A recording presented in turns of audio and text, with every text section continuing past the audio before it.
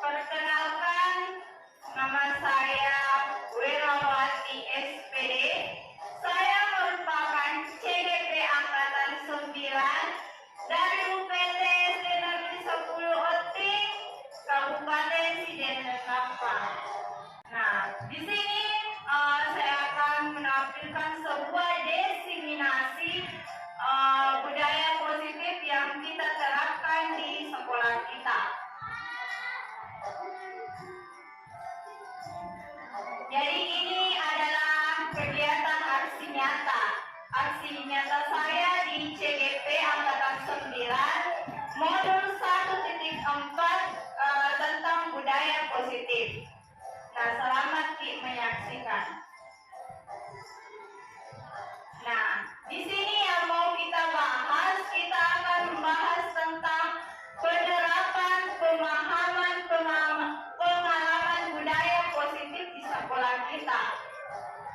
Tentunya ini sebagai aksi nyata modul 1.4 tentang budaya positif.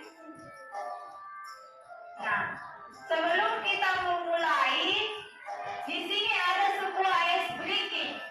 Jadi sebelum kita memulai pembelajaran di kelas, tentunya ada juga ice breaking yang kita lakukan. Sama halnya dengan kegiatan pada kita hari ini. Di sini ada ice breaking. Ada berapa jumlah hewan yang Anda lihat, yang Bapak Ibu lihat pada gambar di atas.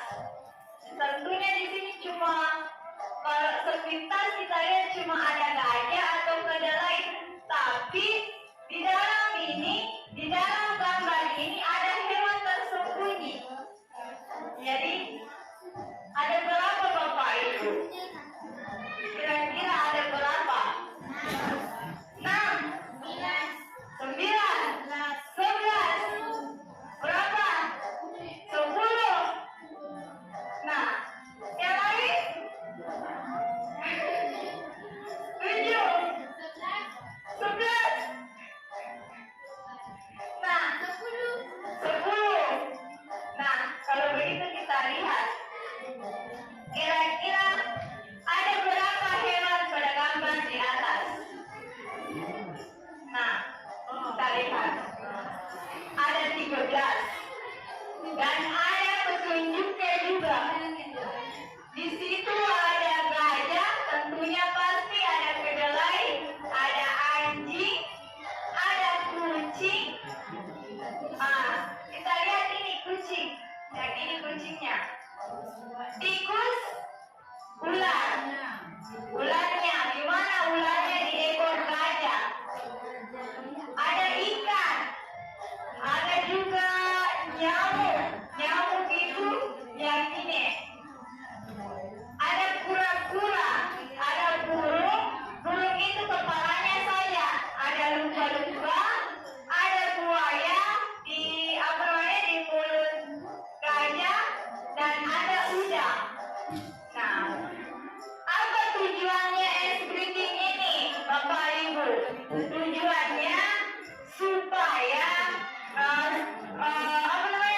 menarik perhatiannya siswa sebelum memulai pembelajaran. Itu kegunaannya ice breaking. Nah, kita lanjut.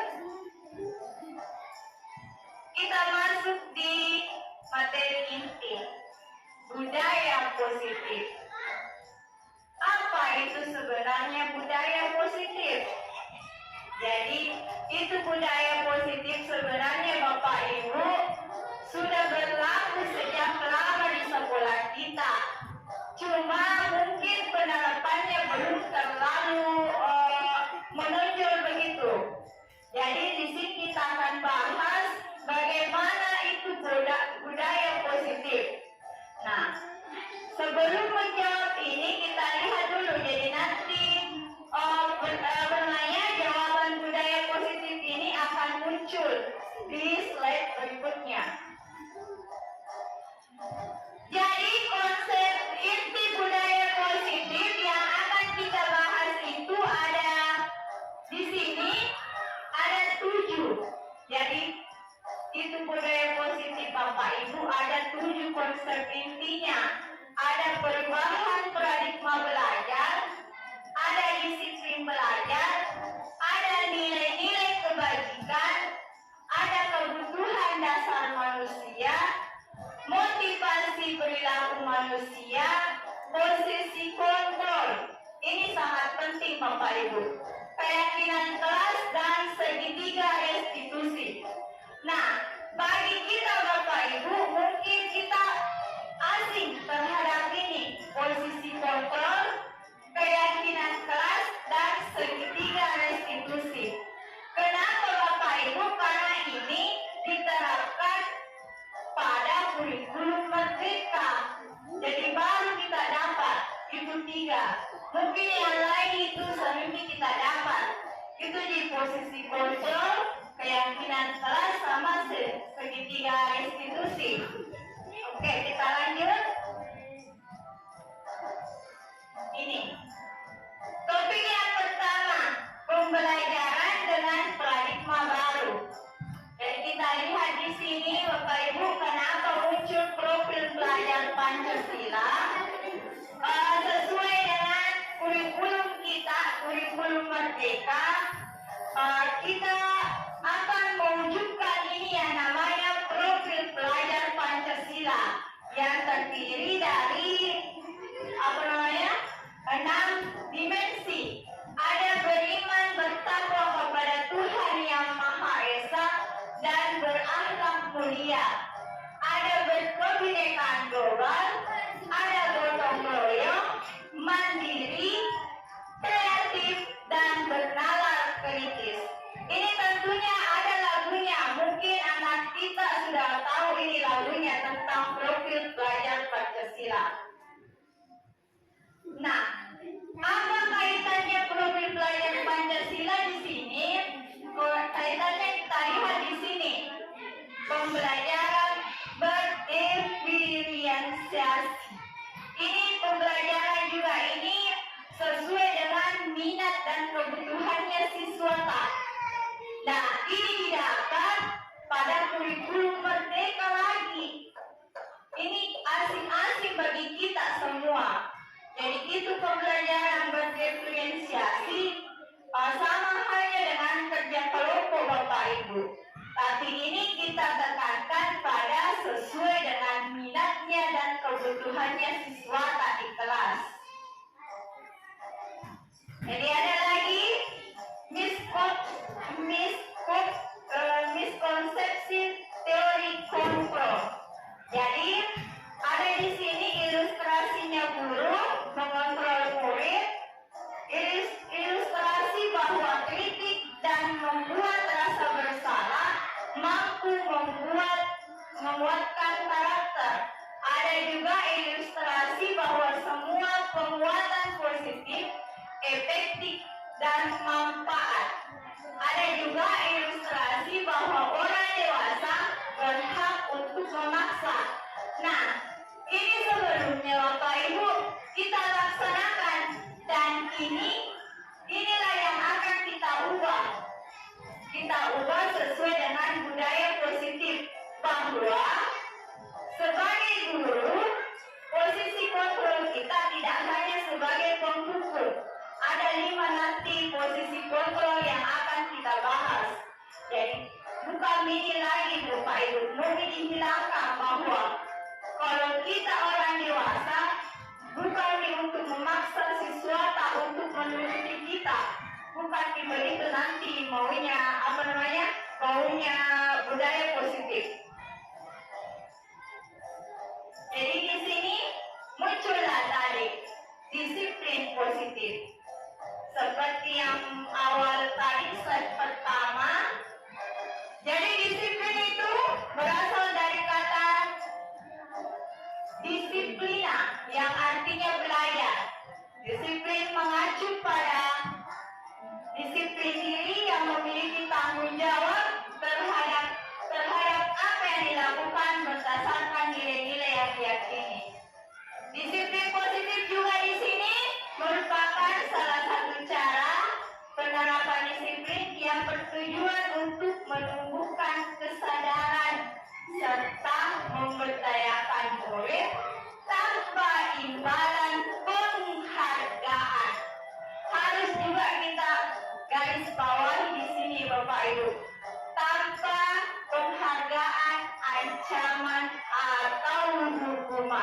Jadi, di sini kita harapkan siswa kita berubah tanpa adanya iming-iming penghargaan atau ancaman. Jadi, di mana perubahan itu muncul dari dalam dirinya siswa tak sendiri. Sebagai pendidik juga, tujuan kita adalah menciptakan murid yang memiliki disiplin diri sehingga mereka berperilaku mengacu kepada nilai-nilai kebajikan universal, termasuk di sini tadi profil pelajar Pancasila. Inilah contoh-contoh nilai-nilai kebajikan. Di sini di slide ada 3, ada nilai-nilai tadi di situ. Profil pelajar Pancasila sudah kita dibahas. Ada dari PIP, toleransi, rasa hormat, integritas, mandiri dan sebagainya. Ada juga dari keterampilan hidup, dapat dipercaya, lurus hati, pendengar yang aktif dan sebagainya. Dibaca mesti Bapak Ibu. Jadi inilah nilai-nilai kebajikan yang diharapkan pada zaman sekarang sesuai dengan IKM yang berlaku pada pembelajaran kita. Jadi kita sudah masuk di yang keempat. Konsep inti yang keempat yaitu kebutuhan dasar manusia. Kebutuhan dasar manusia adalah segala sesuatu yang kita lakukan untuk mendapatkan apa yang kita lakukan, memiliki tujuan tertentu, dan semua usaha terbaik yang kita lakukan adalah dalam rangka agar kebutuhan dasar kita terpenuhi dengan baik. Jadi setiap manusia itu Bapak Ibu ada kebutuhan dasarnya. Bukan saja kita sebagai guru, anak pun memiliki kebutuhan dasar. Nah, itulah yang harus kita pahami sebagai guru. Nah, inilah kebutuhan dasarnya manusia. Bertahan hidup, pastinya butuh makanan, pakaian, tempat tinggal, kasih sayang, pasti lagi butuh kasih sayang, penguasaan, kebebasan, dan kesenangan. Itulah kebutuhan dasarnya manusia. Ada 5 yang harus kita tahu. Yang pastinya bertahan hidup itu pasti kita butuh semua yang namanya pangan, sandang, kasih sayang juga kita butuh, penguasaan, kebebasan, dan kesenangan. Nah, masuk ke konsep inti yang kelima, motivasi perilaku manusia.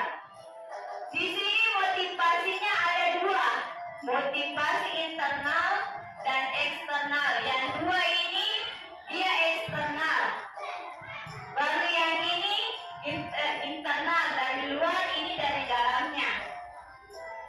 Jadi untuk menghindari hukuman atau ketidaknyamanan, untuk mendapatkan imbalan atau penghargaan dari orang lain, untuk menjadi orang yang mereka inginkan dan menghargai diri sendiri dengan nilai-nilai yang mereka percayai. Nah, ini Bapak Ibu, di sini ada 3 yang selama ini kita cuma tahu yang namanya hukuman. Anak-anak itu kalau melanggar kita hukum. Ternyata ada 3 penyelesaian masalah yang harus kita kuasai. Yang pertama hukuman, konsekuensi, dan restitusi. Inilah yang baru kita dengar, restitusi. Nanti di akhir video di akhir slide ada contoh penyelesaian masalah, penyelesaian kasus yang saya lakukan dengan menerapkan segitiga restitusi.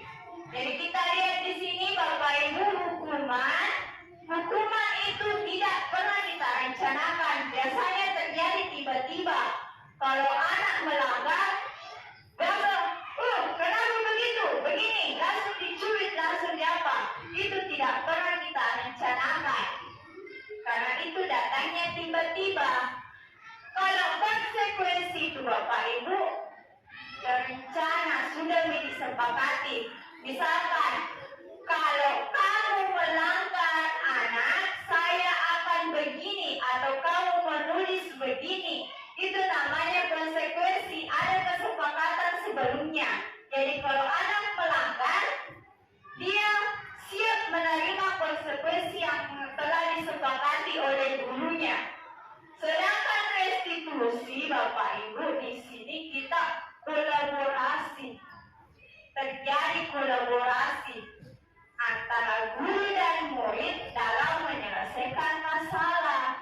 Jadi bukan guru saja yang menyelesaikan, bukan siswa.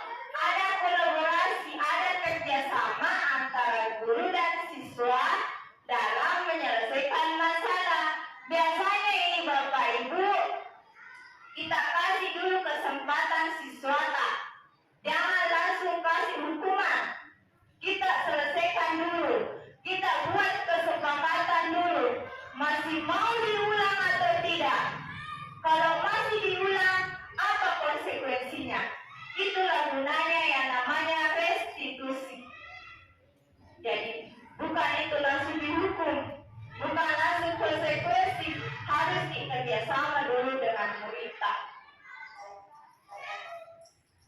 Nah, inilah Bapak Ibu yang tadi saya bilang di awal, 6 posisi kontrol guru itu ada 5. Ini konsep ini yang ke-6, posisi kontrol guru. Yang biasanya kita tahu Bapak Ibu ini di penghukum. Toh, ternyata ada juga pembuat merasa bersalah, ada yang kita angkat berita teman, ada kita sebagai pemantau, dipantau saja itu siswa, dan yang kelima ada manajer. Nah, di sini Bapak Ibu yang disarankan atau yang dihimbaukan digunakan itu yang ini, kita sebagai manajer. Kenapa? Kita lihat ini. Jadi ini ada contoh kasus siswa tidak memakai atribut saat upacara bendera. Biasanya kalau upacara bendera. Nah, kalau kita penghukum, kalau kita posisi penghukum, disuruh anak-anak hormat 1 jam, selama 1 jam hormat di depannya bendera. Itu posisi penghukum namanya. Kalau kita pembuat merasa bersalah, ditanya anak-anak, berapa kali Bapak Ibu harus memberitahu kamu, kamu selalu mengecewakan. Jadi ada perasaan merasa bersalah siswa dengan kata-kata karena ditanyain berapa kali lagi tanya, masih juga melanggar. Itu pembuat merasa bersalah. Nah, selanjutnya teman, ayo dong kita akrab sama siswa tak, dengan murid tak. Ayo dong ikuti aturan sekolah. Tolong bantu Bapak Ibu sekali ini. Ya sudah, tidak apa-apa, lain kali jangan sampai berbuat seperti ini lagi ya. Jadi itu kita bersikap teman sama murid. Ditanya kan, jangan begitu lain kali. Nah, kerjasama sama Bapak Ibu. Nah, kalau kita memantau, di sini kamu sudah melanggar peraturan sekolah, kamu tahu konsekuensinya. Setelah upacara, kamu beri atribut ke koperasi dan jangan diulang lagi. Itu pemantau. Jadi kita di sini posisi tak cuma memantau. Ditanya anak-anak, mau tahu gitu kesalahanmu, nanti beri mau atribut. Itu pemantau. Dan di sini ini nih yang disuruh yang disarankan digunakan adalah manajer. Apa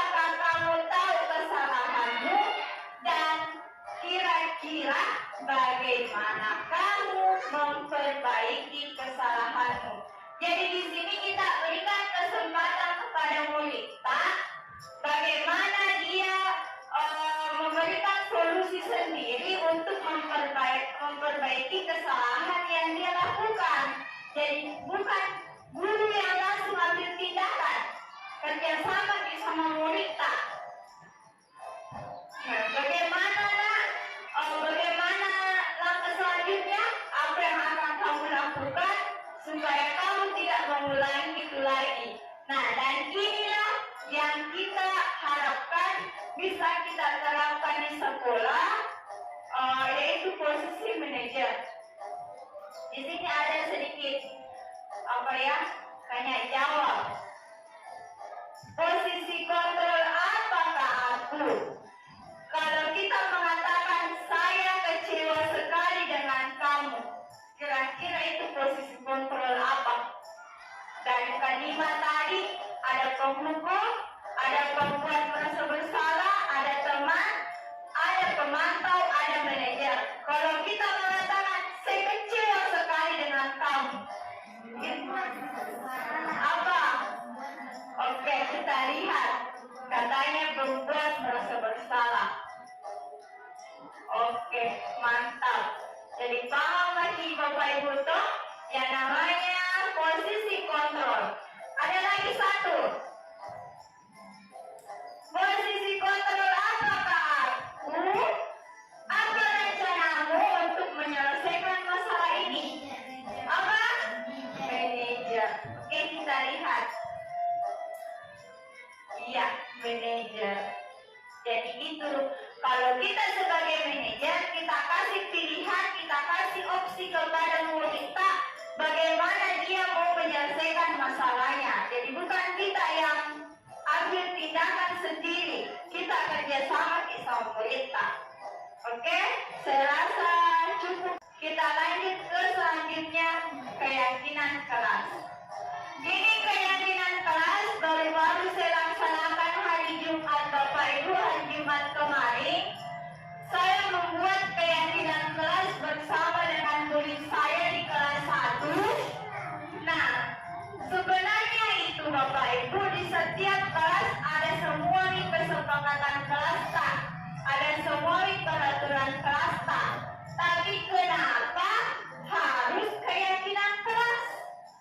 Kenapa harus keyakinan kelas? Nah, ada peraturan sekolah tak? Ada nih kesempatan kelas tak? Kenapa diganti lagi keyakinan kelas? Bahasa apa sih itu keyakinan kelas? Nah, Bapak Ibu yang saya tahu, keyakinan kelas ini kita buat bersama dengan murid-murid kita di kelas. Kesepakatan tak bersama. Apa yang mereka sepakati, itulah yang kita jadikan keyakinan kelas. Bukan ibu guru saja yang buat. Jadi meskipun bila ibu guru kesepakatan kelas kita, keyakinan kelas kita tidak boleh terlambat bila yang anak tidak bukan saya begitu Bu, tidak saya suka itu, jangan diambil, ganti dengan kata-kata yang lain. Misalkan anak-anak mengatakan, ibu saya mau dimasukkan saling menghargai, saling menghormati. Oke, bagus, kita masukkan. Jadi itu tidak boleh anak-anak saja atau ibu guru secara sepihak. Harus ada kerjasama antara guru dan siswa dalam membuat keyakinan kelas yang harus kita yakini. Jadi itu keyakinan kelas dibuat untuk selalu diyakini selama kita ada di kelas itu. Jangan dibikin keyakinan kelas baru mau dilanggar. Jadikan keyakinan kelas, jadi pastinya semua siswa sudah sepakat dengan apa yang ada di situ. Jadi tentunya dengan keyakinan kelas ini akan sedikit kita bisa mengurangi yang namanya kericuhan di dalam kelas. Insya Allah. Tidak yakin juga Bapak Ibu, tapi yang namanya usaha tidak ada yang akan mengkhianati hasilnya. Jadi inilah model-model keyakinan kelas. Dia bersifat abstrak, tidak nyata. Kenapa tidak nyata, Bapak Ibu? Karena dia menggunakan kalimat positif. Tidak boleh menggunakan kata dilarang, tidak boleh menggunakan kata tidak boleh. Dalam keyakinan kelas tidak boleh ada mengatakan dilarang makan di dalam kelas. Itu bukan namanya keyakinan kelas, tapi masih kesepakatan. Kalau dia mengatakan dilarang makan di dalam kelas, usahakan diganti mengatakan tertib di dalam kelas. Jangan dipakai kata dilarang, jangan dipakai kata tidak boleh. Karena itu penekatannya bagaimana ya? Pendekatannya sangat membuat merasa bersalahnya siswa tak. Karena kalau bilang dilarang, artinya bilang siswa tak tidak boleh, betul loh? Tidak boleh karena dilarang. Tapi kalau kita mengatakan tertib, suatu saat kalau siswa tak haus boleh minum, kan itu namanya tidak melanggar, Bapak Ibu. Ya kan? Iya, begitu. Berupa pernyataan universal seperti tadi itu kalimat positif, ada sehubungannya dengan profil pelajar Pancasila, dibuat dalam pernyataan positif atau kalimat positif sedikit saja agar mudah diingat, jangan terlalu banyak. Kalau bisa 3-3 mo, kalau bisa 5-5 mo, jangan terlalu dipaksa. Ditulis ini banyak sekali, ternyata siswa tidak bisa juga laksanakan. Sesuai dengan kondisi kelas dan sekolah, itu sangat penting. Sesuai dengan kondisinya sekolah, Pak. Jangan dilihat kondisi sekolahnya orang. Kalau sekolah tak modelnya seperti ini, begini nih, jangan diambil di sekolah yang canggih, sekolah penggerak. Kita laksanakan saja sesuai dengan sekolah tak. Dilibatkan saat membuat ini nih, dilibatkan saat membuat. Jadi usahakan kalau kita membuat keyakinan kelas tak nanti sama pakai siswa tak, ajak di siswa tak dalam membuat keyakinan kelas supaya mereka juga bisa menyalurkan pendapatnya, bukan saya pendapatnya gurunya.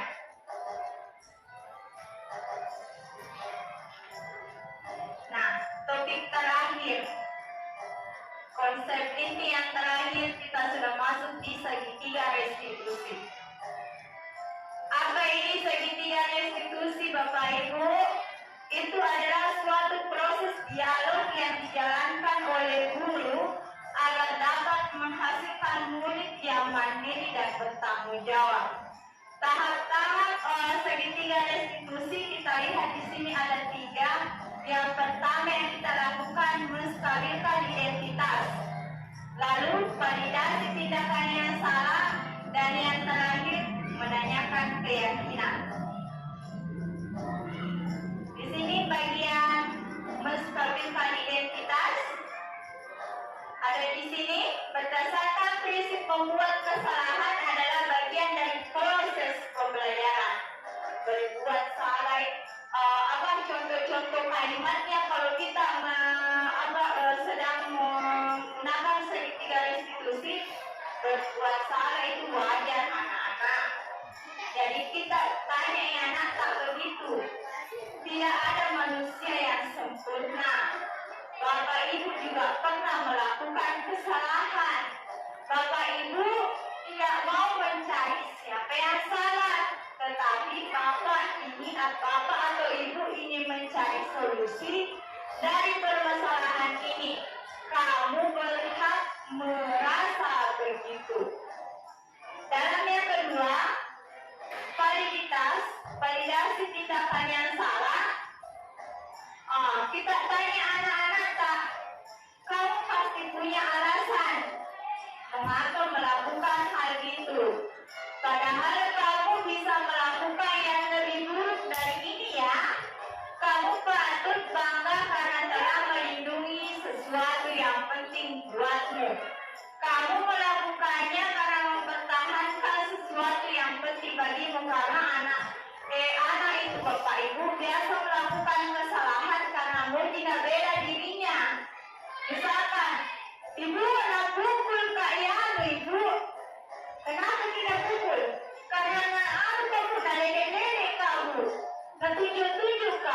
begitu anak-anak pukul temannya karena dia cuma mau mempertahankan identitasnya, mau bela dirinya. Kenapa kamu pukul? Jadi mencuri-curi kak, pukul begini. Begitu. Inilah tindakan validasi tindakan yang salah. Dan yang terakhir, menanyakan keyakinan atau tahap terakhir dalam segitiga restitusi. Nah, kita tanya nih siswa, kan ada keyakinan kelas yang sudah kita buat. Apa kamu tahu keyakinan kelas apa yang kamu lakukan? Itu gunanya. Nilai-nilai apa yang telah kita sepakati bersama? Apa kemarin kita sepakati di keyakinan kelas? Kenapa langgar itu nah? Seperti apa gambaran sebuah kelas yang ideal menurut kamu dan kamu ingin menjadi orang yang seperti apa? Itu menanyakan keyakinan. Nah, di sini Bapak Ibu ada contoh. Kebetulan saya di sini ambil siswa kelas 3 karena pada hari itu saya lupa hari apa yang masih keluar Rabu Kamis. Saya masuk di kelas 3, kebetulan Ibu Sadila lagi tidak ada, saya menggantikan. Saya sebenarnya tidak sengaja. Pas saya masuk, saya mendapat siswa yang buang sampah sembarangan. Dan itu saya ambil. Jadi ini yang saya ambil contoh penerapan segitiga restitusi membuang sampah sembarangan di dalam kelas. Jadi ini skenario kasusnya membuang sampah sembarangan. Jadi ini tapi loading jaringan Bapak Ibu. Jadi ini kasusnya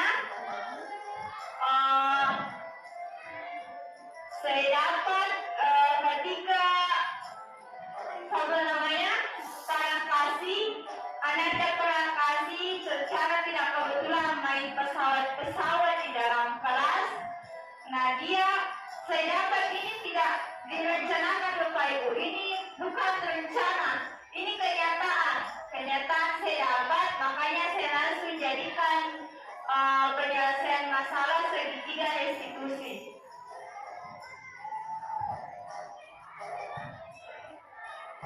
Tidak akan taruh soalnya ini. Jadi ini dia membuang sampah dengan kesadarannya. Nah, ini kegiatan yang saya lakukan, penerapan restitusi saya.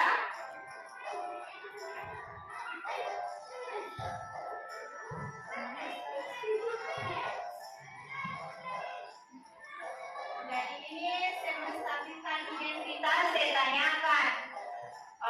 Tadi itu kalau kasih membuat kesalahan apa di dalam kelas? Dia mengatakan saya membuang sampah sembarangan Ibu. Dan saya tanya kenapa dibuang sampah sembarangan dalam kelas? Dia mengatakan saya tidak sempat buang Ibu. Lalu Ibu masuk, jadi sampahnya berantakan. Dia mengatakan begitu. Saya tanya lagi, anak kelas kasih itu buang sampah di dalam kelas? Apakah kita langgar keyakinan kelas? Karena dia Ibu berbuat salah kak. Jadi saya tanya lagi, nah bagaimana sikap tak supaya lain kali jangan seperti itu? Nah bilang Ibu, saya akan menyadari diri bahwa kalau ada sampah saya langsung buang di tempat sampah. Itu yang saya laksanakan, saya lakukan di siswa kelas 3 di Parakasi yang kebetulan sebenarnya tidak direncanakan, cuma saya masuk, saya lihat ya ini cocok dijadikan penyelesaian segitiga restitusi. Sebenarnya di Bapak Ibu kalau di kelas tinggi banyak sekali contoh bisa diambil. Dia sering berkelahi, jarang masuk ke sekolah, bisa semua itu diterapkan. Jadi ini saya memberikan solusi bahwa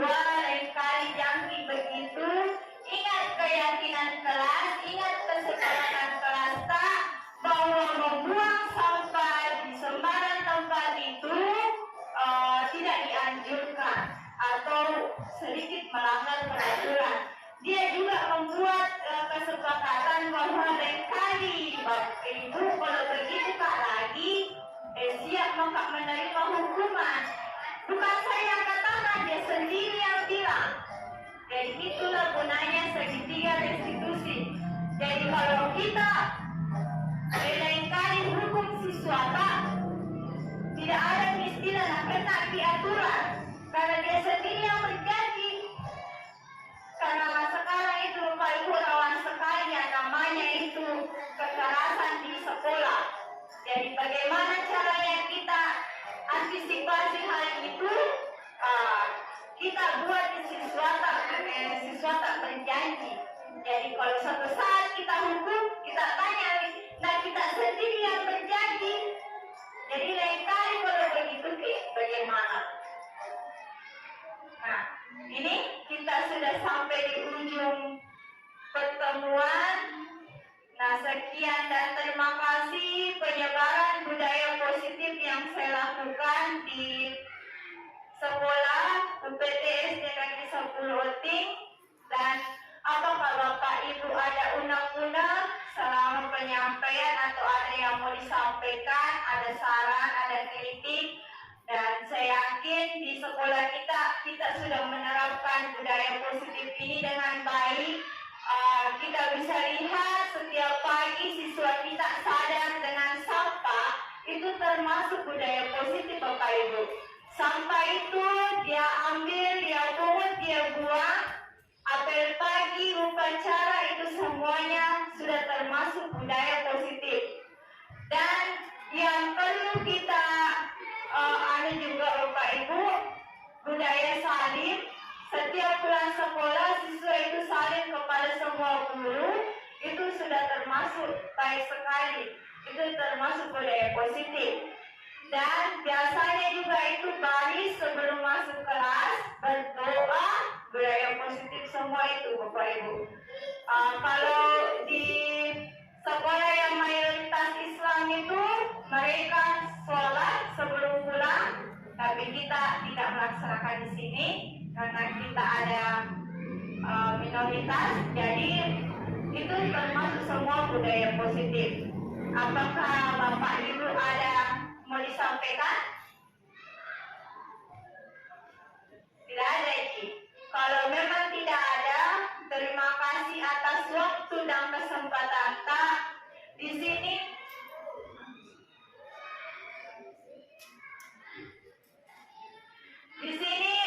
sebenarnya saya bukan Bapak Ibu. Saya bukan mengajari, kita belajar bersama-sama. Apa yang saya terima di calon guru penggerak itulah yang saya sampaikan di depannya Bapak Ibu. Karena kita disuruh, ditugaskan untuk mendiseminasi atau penyebaran budaya positif yang ada di sekolah. Dan saya harap Bapak Ibu setelah kegiatan ini Bapak Ibu bisa mengetahui 5 posisi kontrol kita sebagai guru, bahwa kita itu dalam menyelesaikan masalah kita jangan menghukum saja. Kita harus bersikap seperti manajer atau teman. Nah, dan juga segitiga restitusi, kita harus membuat kesepakatan bersama siswa tak dalam penyelesaian masalah. Jadi jangan langsung dihukum siswa tak. Buat dulu kesepakatan supaya tahu konsekuensinya. Kalau lain kali dia melanggar, kan ada konsekuensi, ada kesepakatan. Kalau mereka langgar, kalau kita suatu saat hukum dia, tidak akan mati aturan. Jadi itu gunanya segitiga restitusi. Sebenarnya asing kita dengar. Memang saya juga asing Bapak Ibu. Waktu pertama kali kita lokasinya tanggal 16 kemarin, 14 kemarin, kita bingung. Apalagi ini segitiga restitusi. Kenapa kita bahas lagi ini yang namanya segitiga restitusi? Apa itu? Nah, ternyata setelah kita belajar, kita tahu bahwa segitiga restitusi itu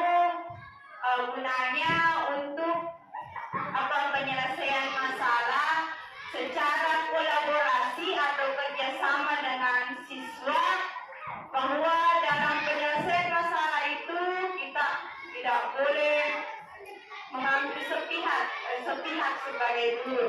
Kita harus bekerja sama dengan siswa agar tercipta budaya positif yang ada di sekolah kita. Nah, ada contohnya Bapak Ibu, tapi saya belum kirim. Itu keyakinan kelas masih ada di HP, penyimpanan HP. Keyakinan kelas yang saya buat kemarin itu Bapak Ibu, kalau kita nanti buat keyakinan kelas, saja berdiskusi saja teman siswa kasih kertas, dia tulis sendiri keyakinan kelas yang mereka mau, lalu kita pilih-pilih yang mana terlalu banyak itu, karena saya yakin kalau di dalam kelas itu ada di peraturan sekolah seperti yang ada di sini, ada peraturan, ada juga kesepakatan kelas yang sudah kita buat. Usahakan Bapak Ibu ada juga keyakinan kelas di sekolah di kelas masing-masing. Apa gunanya? Supaya siswa bisa meminimalisir yang namanya perbuatan yang berbuat salah. Itu gunanya keyakinan kelas. Mereka yakini, mereka laksanakan, dan mereka tidak langgar. Jadi sekian dan terima kasih atas waktu semoga bermanfaat. Apa yang saya sampaikan jadikan sebuah pengalaman bahwa saya pernah berbicara di depan bukan sebagai orang yang hebat, tapi orang yang belajar. Jadi saya di sini masih belajar mendiseminasi Bapak Ibu semua tentang budaya positif. Dan semoga apa yang disampaikan bermanfaat. Lebih dan kurangnya, terima kasih. Assalamualaikum warahmatullahi wabarakatuh. Kelas 1. Bagaimana kabar hari ini? Sehat, luar biasa, harus lebih baik. Jadi, pagi hari ini kita akan melakukan sebuah kegiatan. Kegiatan yakni membuat keyakinan kelas. Nah, di sini ada kesepakatan kelas tak? Ada kesepakatan kelas tak? Tapi kali ini kita akan membuat keyakinan. Kita lihat di sini ada peraturan kelas. Jadi nanti Ibu akan menulis peraturan kelas kita. Lalu Ibu mau kalian memberikan nama kalian atau tanda kalian. Apakah kalian setuju? Setuju. Jika kalian setuju, kasih di tanda senyum. Apabila kalian tidak setuju, kasih di tanda tidak setuju atau tanda sedih. Keyakinan kelas ini kita buat supaya di dalam kelas kita tidak berbuat seenaknya. Apa dibilang berbuat seenaknya? Kita tidak sembarangan karena kita terikat keyakinan kelas. Keyakinan kelas ini dibuat secara bersama. Kelas kita berjalan dengan lancar. Jadi tujuan ini keyakinan kelas supaya kita semua bisa berbuat baik. Oke? Oke. Sepakat? Kelas 1. Siap untuk membuat keyakinan kelas? Siap. Siap? Siap. Siap. Jadi kita mulai dari peraturan kelas. Ibu tulis dulu itu peraturan kelas yang ada di kelas kita, yang ada di sekolah kita. Setelah ditulis nanti kalian Ibu bagikan kertas. Lalu kertas itu kalian tulis namanya. Tulis nama tak di situ kertas, oke? Oke. Lalu kalian Ibu suruh tempel di papan tulis. Apakah kalian setuju atau tidak Setuju. Paham atau belum? Paham. Oke. Peraturan kelas kita yang pertama.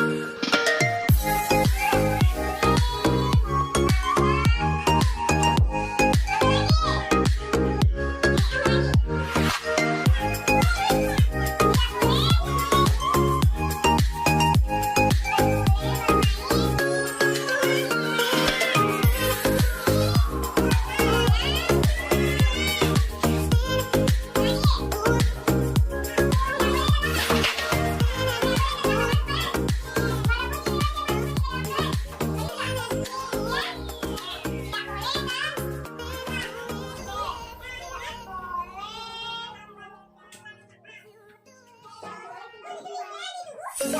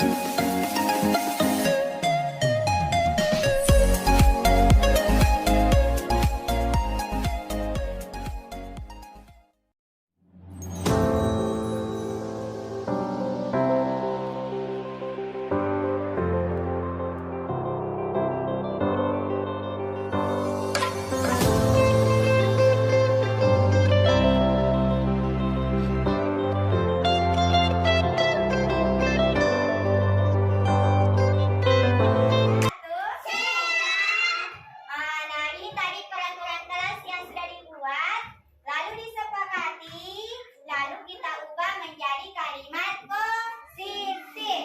Tidak ada kata-kata dilarang, tidak ada kata-kata tidak boleh. Nah, dari diskusi kita ada 5 hasilnya. Yang pertama, kita harus menjaga kebersihan kelas. Yang kedua, tertib di dalam kelas. Tertib di sini tidak boleh makan, tidak boleh bermain, tidak boleh keluar tanpa minta izin. Toh, cocok tidak? Nah, ada juga di sini disiplin waktu. Yang namanya disiplin waktu, tidak boleh kita lambat masuk ke dalam kelas. Yang keempat, membiasakan 5S. Yang mana itu 5S seperti tadi yang kita katakan? Sopan, santun, senyum, salam ki sama ibu guru. Dan yang kelima, saling menghargai seperti tadi bilang Nia, saling menyayangi dan saling menghormati. Yang terakhir, kita tidak boleh lupa berdoa. Berdoa sebelum dan sesudah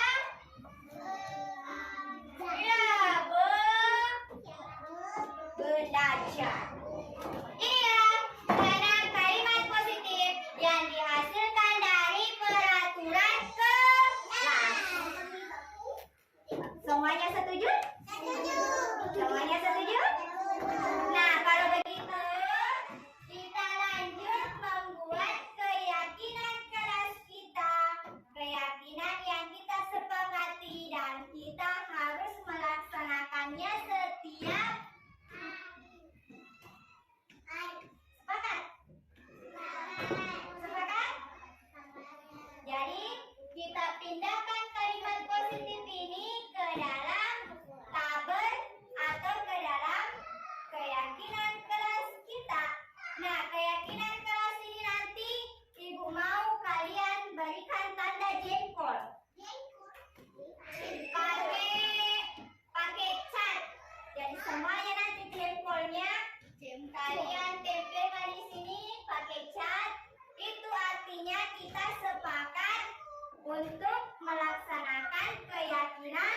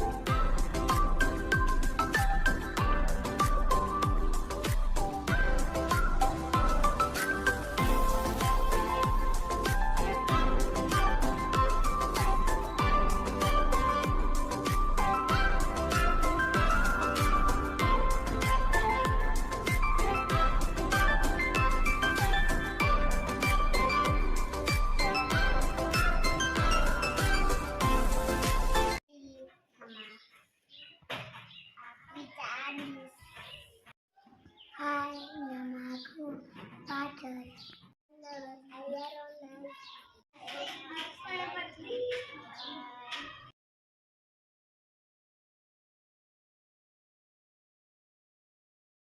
Hai, saya senang. Hai, aku bahagia. Saya bersama biasa.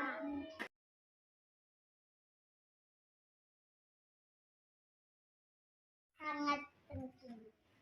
Saya penting. Sangat penting. Sangat penting. Saya kelas kita sebaik kita jajan apa supaya kelas aku tidak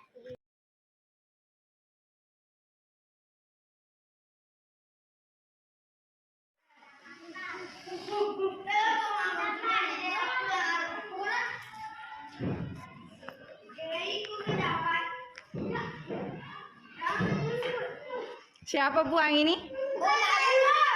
Hah? Siapa buang? Semuanya ini siapa punya?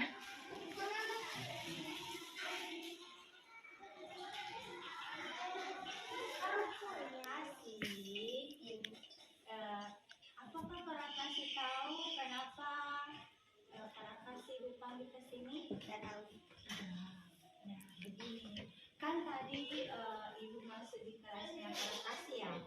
Nah, di kelas 3. Nah, kebetulan Ibu melihat kasih membuang sampah di depan meja.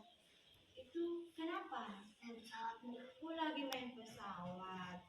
Nah, apakah kita boleh bermain ketika sedang belajar? Tidak. Tidak. Nah, jika kasih tahu, kenapa kasih melakukan itu?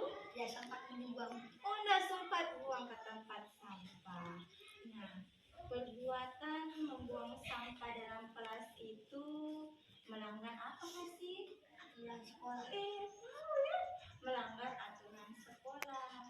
Nah, terus kenapa kasih melakukan itu? Tidak sempat buang. Nah, itu juga kalau kita bermain di dalam kelas itu perbuatan baik atau tidak? Tidak. Kasih tahu ya, itu perbuatan tidak baik. Terus kasih tetap melakukan. Kenapa dilakukan? Tidak sempat buang ke tempat sampah ya. Nah, lain kali kasih jangan melakukan hal itu ya. Karena itu melanggar keyakinan atau peraturan sekolah. Nah, sebaiknya itu kalau kita punya sampah dibuang di mana ya? Tempat sampah. Kan di dalam kelas ada tempat sampah. Jadi kalau ada sampah sebaiknya dibuang di tempat sampah. Apakah kasih masih mau begitu? Tidak mau. Karena itu termasuk perbuatan yang tidak baik. Nah, kasih tahu. Apakah kasih masih mau? Tidak mau. Janji. Lain kali tidak boleh seperti itu ya. Karena buang sampah sembarangan sudah melanggar keyakinan kelasnya kasih sendiri. Jadi itu perbuatan yang tidak baik. Jadi kasih janji tidak akan mengulangi. Oke? Tos? Janji ya? Tidak akan mengulangi.